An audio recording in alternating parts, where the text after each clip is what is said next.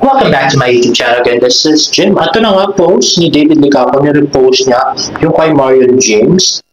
Thankful for this team. Ayan ako sa Sobrang Cafe.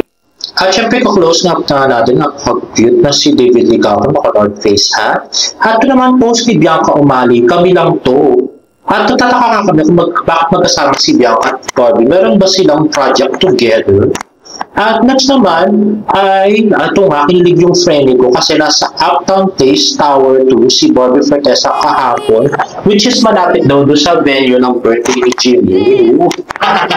Makasumaglit doon, no? Grabe.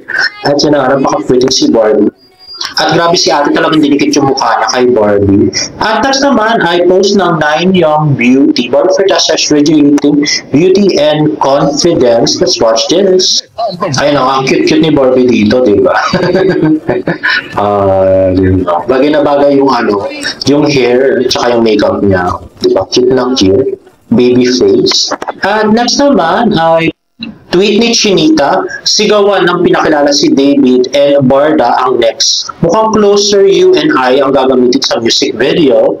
Close up IG story, let's watch this. I met someone. I'll let you know later.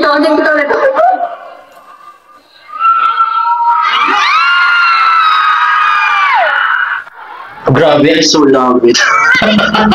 Barda, for close up. Tapos kasama pa yung Don Bill, no? Sana magkasama sila minsan sa isang event. At next naman guys, may meron pala akong announce. Ako na nag-a-announce.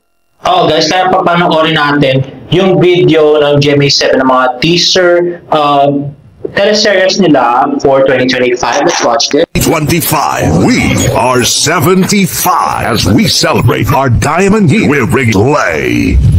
Hari ng Tondo, Sanggag Dikit, Beauty Empire. At ito na nga yung chismis guys. So, dito nyo lang unang maririnig to. So, yun nga daw hari ng Tondo ay hindi na raw kay David Licapo. Parang inalis na daw. So, baka nga raw bibigay sa ibang artist. Pero yung kay Barbie at saka kay Kylie, yung Empire, tuloy na tuloy. So, maganda ko sa Empire na lang din sali si David, no? Parang bagay naman siya dun kasi businessman siya, di ba? Kahit na ba Beauty Empire pa yun, di ba? So, pwedeng yun kasunod nung That Kind of Love ni Adam De Dios, makikita natin ulit, di ba? Maganda yun. At next nga, ay nalaman ko na guys kung sino yung yung lalaking kasama dito ni Barbie nung nag-shoot siya ng movie. At yun palang guys, guy na naka-yellow green ay si Jameson Blake ng Channel 2.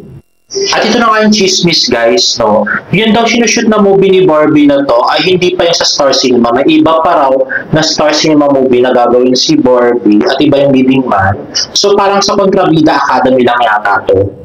That we can all watch on Netflix soon. Grabe. Exciting. May Jameson Blake ko pala to. Haba ng hair ni Barbie.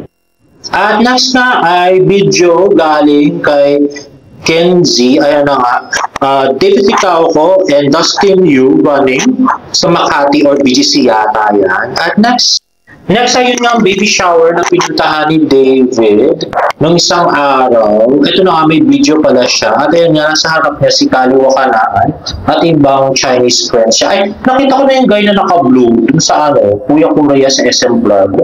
Nakita ko na yun.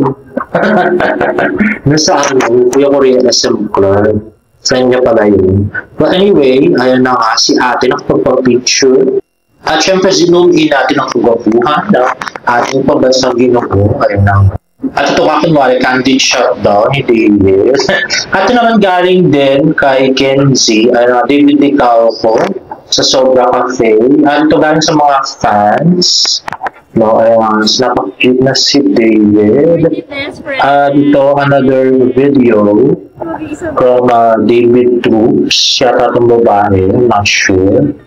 Si David with some fans at Sobrang Cafe. At next naman ang IG story ni David Licapo, ang birthday ni Jimin. Ayun na nga, may picture si David with a child. Cute na si David. At ito, another picture galing mga kay Tita Ilan. Ayan, with the prettiest ninang and the best actor. Ayun na nga si David. At next naman ay big picture ni Jack Makasakit na boyfriend niya at si Baby Jimin. At ito naman si James at saka si Baby Jimin. At ito galing sa IG story ni James. Ayan na nga, may pa-Korean si Baby Jimin. Korean kasi yung dad niya. So ito more videos of Jimin's birthday. Let's watch this. Kids, can you call Jimmy? Ah. Okay, look here. Ayan na nga, more pictures sa birthday ni Baby Jimin. At may chismis nga na dati pa lang chef tong si Ate Ilan at saka si Chef Kim. So parang nagtrabaho daw sila sa cruise ship. Tapos hindi kami sure kung doon sila nagkakilala, guys. Ni Sir Kim at saka si Ate Ilan. Ayan lang, si Mr. Kim at saka si Baby Jimin. Napaka-simple lang nung kanyang birthday party. Oo, hindi masyadong magastos at maganda. Pero gusto ko itong may pa-Korean pa sila, di ba? What do you want, darling? Can you get one? Any? Okay. Every melody is timeless, and now you're Clap your hands for the birthday girl. And daddy and mommy. For all I heard was silence. What do you want, darling? Can you get one? Any? Okay. Every melody is timeless, and now your song is Clap your hands for the birthday girl. And daddy and mommy. heartbeat. And when you're gone, Are you sure, darling? Yes, okay. I'll just double check. Okay, daddy, what's that? Can you explain? Like long life with healthy. Alright. Ano daw sabi ni Mr. Kim? Hindi ko marinig. Ang hina, wala kasi siyang vibe. So, in-explain niya kung anong significance ng pagpili ni Baby Jimin doon sa scroll. Anyway, guys, if you like this video, please give it a thumbs up and please subscribe to my YouTube channel for more bird updates. See you on my next vlog. Bye!